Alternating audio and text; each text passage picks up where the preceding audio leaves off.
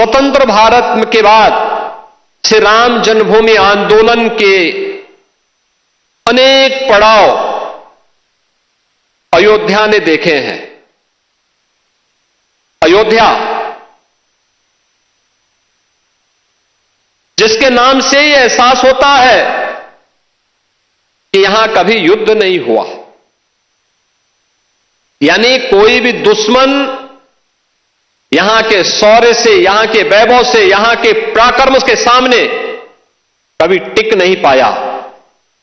लेकिन कुछ लोगों ने अपने निहित स्वार्थ से, मजहबी जनून और सत्ता की तुष्टीकरण की उस निकृष्टता में पड़ करके अयोध्या को भी उपद्रव और संघर्ष का एक अड्डा बना दिया था।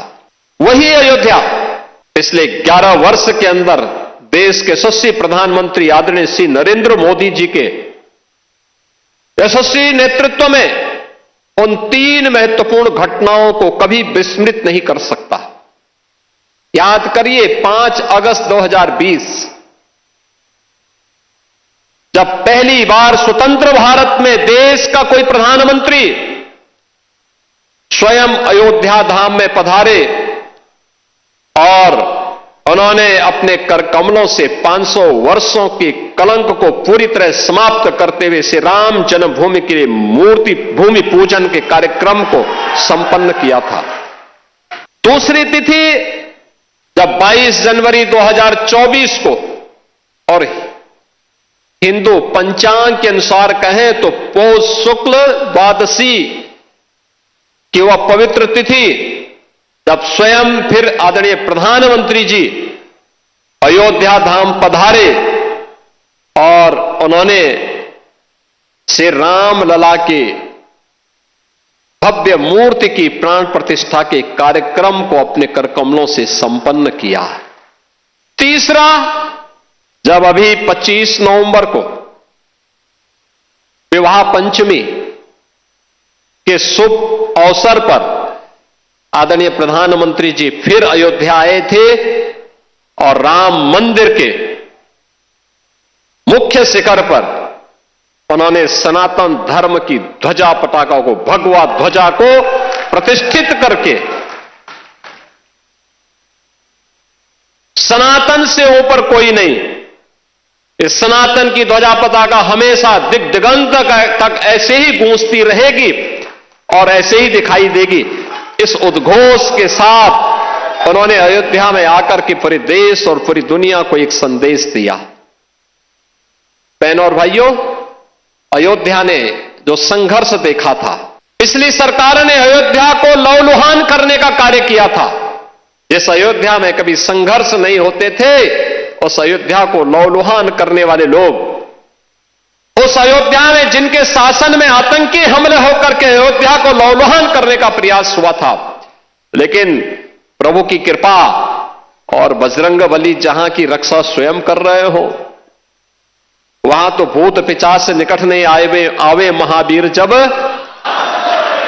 हनुमानगढ़ी में भगवान यानी हनुमान जी महाराज स्वयं विराजमान है। कैसे कोई आतंकी यहां घुस जाता, जैसे ही उन्होंने दुस्साहस किया था 2005 में, याद करिए कैसे पीएसी के जवानों ने ठक ठक ठक ठक करके वहीं पे उनको मार गिराया। अयोध्या तो संदेश देती है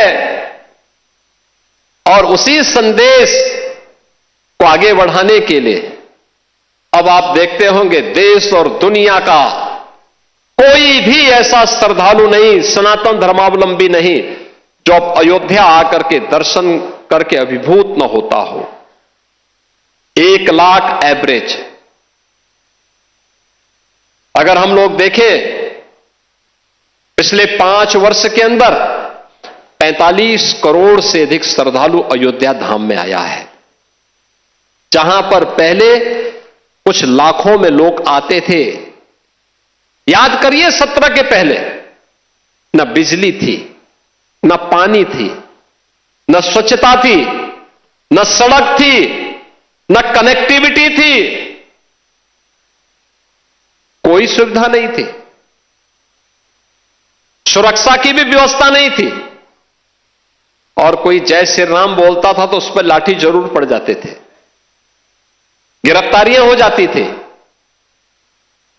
आज तो आप देश में जाइए, राम राम बोलिए, जय श्री राम बोलिए, और अब तो भारत सरकार की योजना भी जी राम जी के नाम पर ही आ गई है, जो रोजगार की सबसे बड़ी स्कीम बनने जा रही है।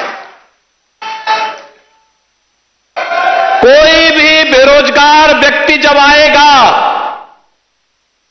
और कहेगा कि मुझे रोजगार चाहिए अपनी ग्राम पंचायत में, साल में 125 दिन का रोजगार की गारंटी उसको उसके गांव में मिल जाएगी, तो जी राम जी हो गया। बहनों और भाइयों, अयोध्या आज दुनिया की पहली सोलर सिटी, भारत की पहली सोलर सिटी के रूप में अयोध्या आ गई है। सूर्यवंश की राजधानी, पहली सोलर सिटी।